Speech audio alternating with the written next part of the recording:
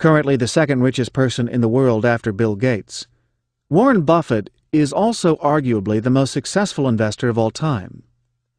Countless books have been written about him, but the Essays of Warren Buffett, edited by Lawrence Cunningham, is the only compendium of writings from the sage of Omaha himself. The following are some themes that emerge from his writings. Look for underlying value. For Buffett, the key to winning in the stock market does not lie in predicting the market's direction, but in knowing the value of businesses, irrespective of their current quoted price. He criticizes investment advisors who waste their time making forecasts about the economy, when it is much more important to find good businesses that will remain good for years to come. He also dismisses efficient market theory, EMT, which holds that there is no point analyzing and calculating the value of a business, because the stock market, working with perfect efficiency, always reveals a company's value through its share price. In fact, he believes, prices only reflect value most of the time, and having total faith in them prevents people from actually trying to understand businesses. Buffett quotes Benjamin Graham, "In the short term, the market is a voting machine, but in the long run, it is a weighing machine." Stock market prices for companies are driven by emotion, not truth, and the truth about a company lies in its operating results rather than its current stock price or its glossy forecasts. Berkshire often makes its best acquisitions when fear is at its highest or sentiment about the market at its lowest. For the investor in fundamentals, these are times to buy. Markets are risky, good businesses are not. Buying stocks is generally seen to be about taking risks, but the Buffett way reduces risks to a bare minimum. Noting that many of his family members and close friends have invested the majority of their net worth in Berkshire Hathaway, he comments, "I've never believed in risking what my family and friends have and need in order to pursue what they don't have and don't need." There is no point in losing a night's sleep over a stock play just to gain a bit more. Better to be so sure about an investment that the ups and downs of its stock will not worry you. You know the company's intrinsic worth, and that the market will sooner or later recognize this. This is the essence of value investing. Buffett famously does not invest in industries that he does not fully understand. He was widely criticized for not entering the technology stocks boom of the late 1990s, instead buying companies that produced boring things, like paint, bricks, and carpets. His golden rule is to invest only in your circle of competence, areas you know something about, where you can understand how a company makes its money. A quote from Thomas Watson of IBM sums up Buffett's philosophy. "I'm no genius. I'm smart in spots, but I stay around those spots."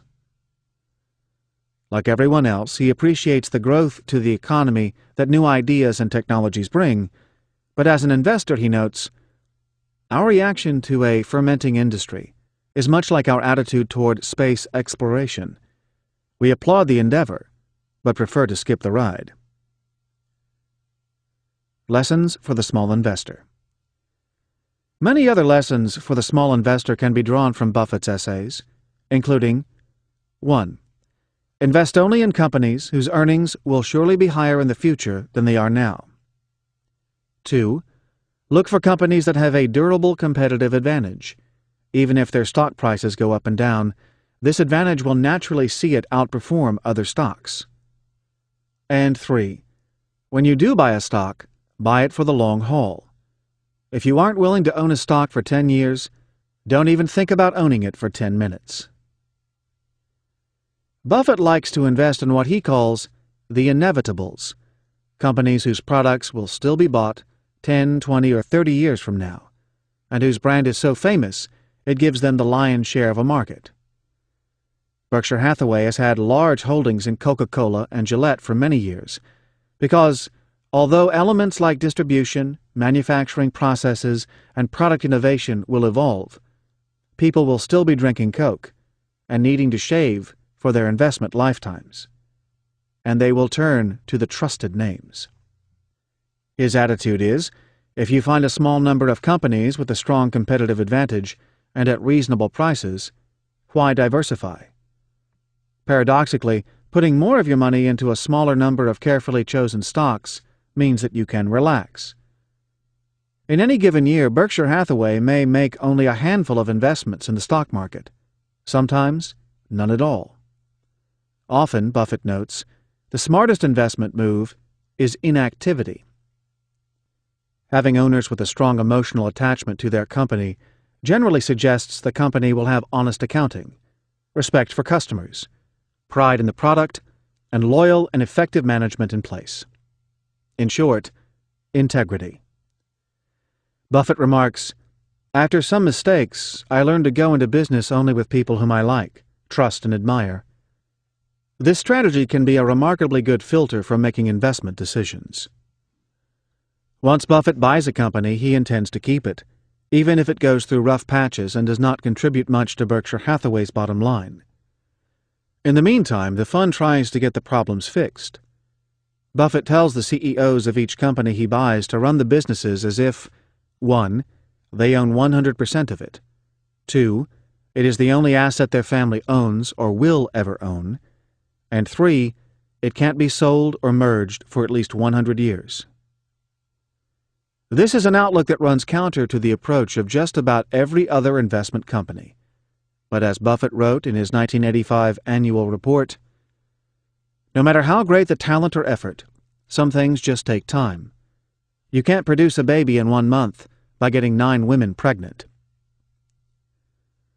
Berkshire Hathaway, he notes, has the longest investment horizon to be found in the public company universe. Investors in his fund are expected to hold on to their stock for many years, even passing it on to relatives after their death. In the fund's owner's manual, Buffett writes, "We hope you instead visualize yourself as a part owner of a business that you expect to stay with indefinitely, much as you might if you owned a farm or apartment house in partnership with members of your family." The company's annual meeting in Omaha is designed for the faithful, part information and part entertainment, and attracts thousands of stockholders from around the world. Ultimately, their greatest legacy may not simply be the enrichment of shareholders or the money that is given away, but demonstrating an investment philosophy that anyone can follow to their profit. Though not really an easy read for beginning investors, with a little effort to understand the financial terms, a purchase of The Essays of Warren Buffett will be amply rewarded. Readers can supplement it with more recent Buffett letters found on the Berkshire Hathaway website.